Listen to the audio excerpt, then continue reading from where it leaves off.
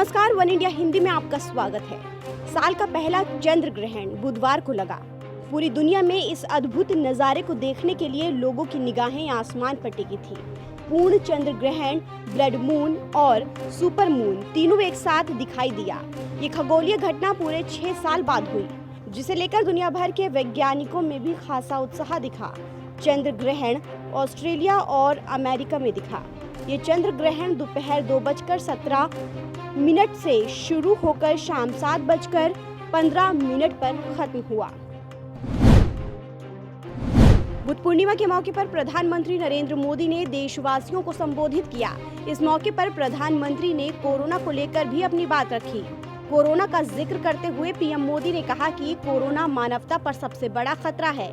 पिछले 100 साल में कोरोना जैसी महामारी नहीं आई है। इसने पूरी दुनिया को बदल दिया है। देश के साथ दिल्ली में भी कोरोना के बाद ब्लैक फंगस का भी कहर जारी है। दिल्ली के अलग अलग अस्पतालों में ब्लैक फंगस के मरीजों की संख्या बढ़कर 600 से ज्यादा हो गई है। सबसे हैरानी की बात यह है कि ब्लैक फंगस के इलाज में इस्तेमाल होने वाले इंजेक्शन की दिल्ली में भारी किल्लत है। इस बीच मुख्यमंत्री अरविंद केजरीवाल ने केंद्र सरकार से इंजेक्शन की बेहद कम डोज मिलने का जिक्र किया है।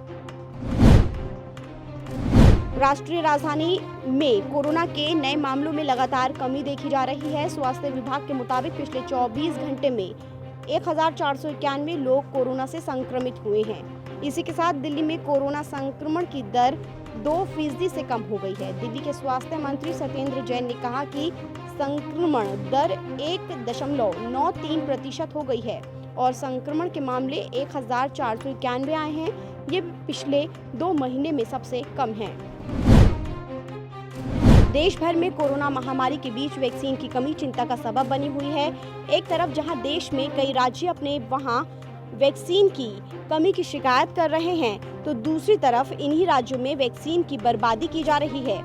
इस मामले में झारखंड और छत्तीसगढ़ सबसे आगे हैं। केंद्रीय स्वास्थ्य मंत्रालय की तरफ से जारी किए गए आंकड़ों के मुताबिक इन दोनों राज्यों में हर 3 वैक्सीन डोज में से 1 बर्बाद हो रही है। इंडियन मेडिकल एसोसिएशन की तरफ से मांग की गई है कि योग गुरु बाबा रामदेव के खिलाफ देशद्रोह का मामला दर्ज किया जाए। आरोप लगाए गए हैं कि रामदेव की तरफ से कोरोना टीका को लेकर भ्रामक और गलत बयान दिए गए हैं। ऐसे में उनके खिलाफ सख्त कार्रवाई की मांग की जा रही है। अपनी इन्हीं मांगों को लेकर IMA ने प्रधानमंत्री नरेंद्र मोदी को एक चिट्ठी लिखी है। बाबा रामदेव ने एलोपैथ को स्टूपिड साइंस बताया। इसके बाद से योग गुरु चिकित्सकों के निशाने पर आ गए हैं। कोई उनकी गिरफ्तारी की मांग कर रहा है तो कोई इसे कोरोना योद्धा चिकित्सकों का अपमान बता रहा है।